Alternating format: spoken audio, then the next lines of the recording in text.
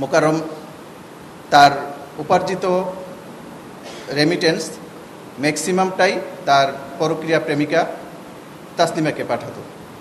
তার বাসায় সে যৎসামান্যই টাকা দিত।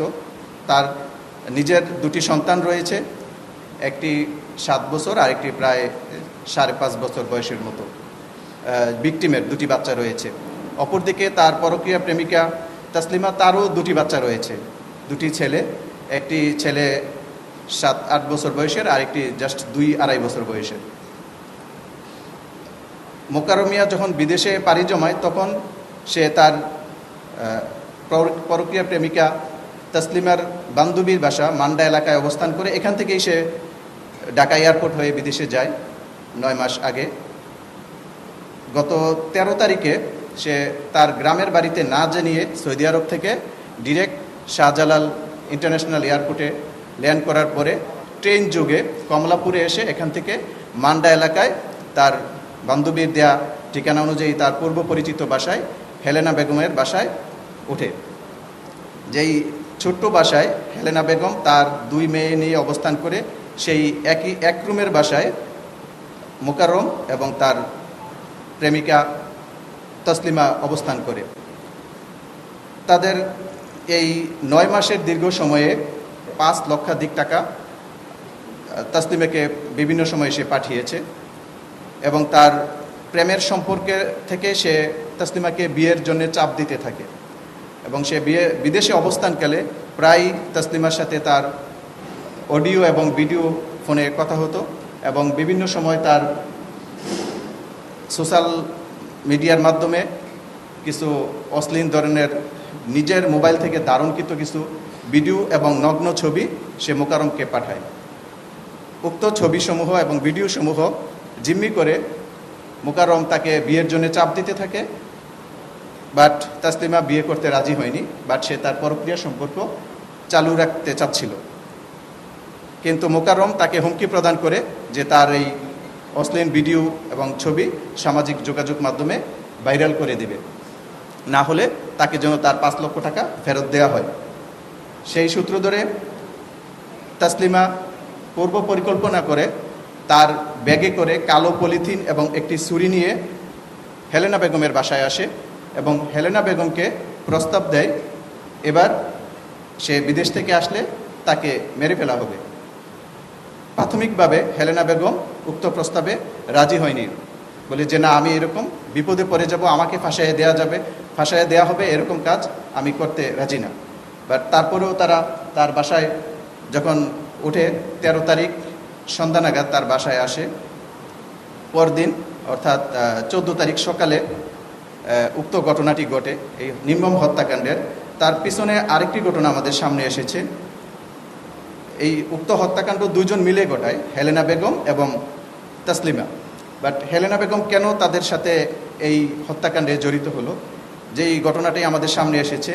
13 তারিখ রাতে, মধ্যরাতে, গভীর অন্ধকারের সময় হেলেনা বেগম রাতে দেখতে পায় মোকাররম তার মেজো মেয়ে, নাবালিকা মেয়ের প্রতি অসামাজিক কার্যকলাপ বা অশোভন আচরণ খুব আপত্তিকর অবস্থায় সে দেখে ফেলে, যাতে করে কোনো অশোভন কিছু ঘটার আগেই মা টের পেয়ে যায়। মা মিনস হেলেনা বেগম। তারপরে সে তাদের সাথে উচ্চবাচ্য করে তারপরে ওখান থেকে সরে যায়। বাট একই বাসায় রাত্রি শেষ করে সকাল হয়। সকালে তারা সবাই একসাথেই নাস্তা করে। তখন তাসলিমা যখন তাকে বলে যে তার পরিকল্পনা অনুযায়ী তাকে হত্যা করা হবে, তার পানির সাথে মিশিয়ে ঘুমের ওষুধ খাওয়ানোর চেষ্টা করা হয়, তখন হেলেনা বেগম তার মেয়ের প্রতি আপত্তিকর কর্মকাণ্ডের জন্যে নিজের মনে থাকা ক্ষোভ থেকে সে তাসলিমা বেগমকে সাপোর্ট করার জন্য রাজি হয় এবং পানির সাথে মিশিয়ে ঘুমের ওষুধ খাওয়ানো হয়। পানি অতিরিক্ত তিক্ততার জন্যে মোকাররম সম্পূর্ণ পানিটুকু শেষ করে না, বাট কিছুক্ষণের মধ্যেই সে অনেকটা অবচেতন মনেই ঘুমের ঘুরে ঢলে পড়ে। তখন তাদের পরিকল্পনা অনুযায়ী হেলেনা বেগম তাকে বালিশ চাপা দিয়ে শ্বাসরোধ করে হত্যা করার চেষ্টা করে। সাথে সাথে তাসলিমা বেগম হাতুড়ি দিয়ে উক্ত ভিকটিম মোকাররমের মাথায় আঘাত করে। মোকাররম নিজে জীবনে বেঁচে থাকার জন্যে হেলেনা বেগমের হাতে কামড় দিয়ে তাকে ধাক্কা দিয়ে ফেলে দেয় এবং গলা চেপে ধরে।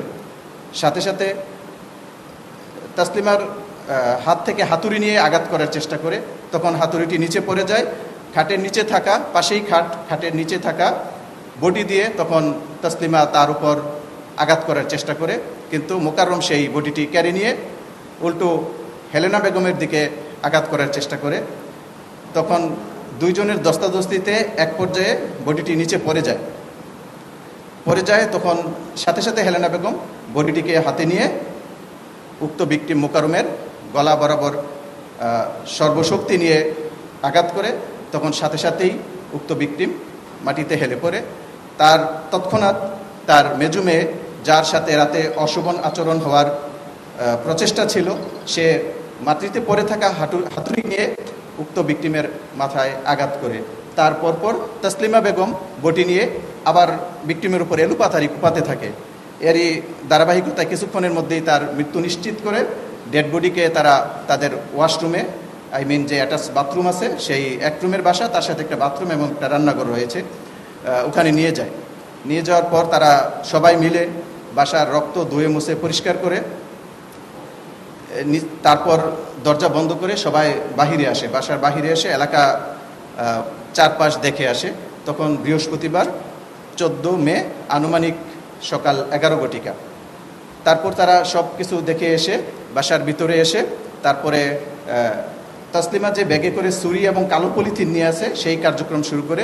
ছুরি দিয়ে বাথরুমের মধ্যে প্রত্যেকটা অঙ্গকে আলাদা আলাদা কেটে, প্রথমে মাথাকে বডি থেকে আলাদা করে, তারপরে হাতকে আলাদা করে, তারপরে পাকে আলাদা করে এক নৃশংস জঘন্যতম এক হত্যাকাণ্ডের পরবর্তী কার্যক্রম তারা খুব ঠান্ডা মাথায় সম্পন্ন করে।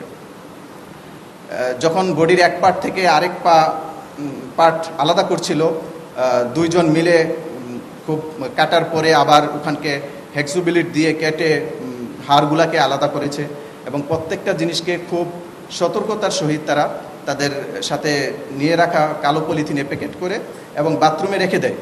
প্রত্যেকটা ওখানে প্রায় 4 থেকে 5টা প্যাকেট করে পরে বাথরুমে রেখে দেয় এবং ওরা সবাই ওখানে গোসল শেষ করে সারাদিন আনুমানিক 12 ঘন্টা ব্যাপী উক্ত ডেড বডির প্রত্যেকটা পার্টস ওই বাথরুমেই ছিল। পরদিন বৃহস্পতিবার দিবাগত রাত মধ্যরাতে পলিথিন সমূহ এই 2 জন মিলে এবং তাদের সাথে তার মেজো মেয়ে হালিমা সাথেই ছিল, আর 2 জন তাসলিমা এবং হেলেনা বেগম পলিথিন ব্যাগগুলি ক্যারি করে বিল্ডিংয়ের নিচেই ফেলে দিয়ে আসে। মানুষ যেন তাদের উক্ত ভিকটিমকে চিনতে না পারে সেই হীন উদ্দেশ্যে তার বডি থেকে আলাদা করা দেহকে ক্ষতবিক্ষত করার চেষ্টা করে এবং শুধুমাত্র মাথাটাকে আলাদা করে আলাদা পলিথিনে করে বাসা থেকে প্রায় 1 কিলোমিটার দূরবর্তী স্থানে ফেলে দিয়ে আসে, যা গত রাতে আমরা হেলেনা বেগমের দেয়া তথ্য মতে এবং তার উপস্থিতিতে আমরা উদ্ধার করতে সক্ষম হই।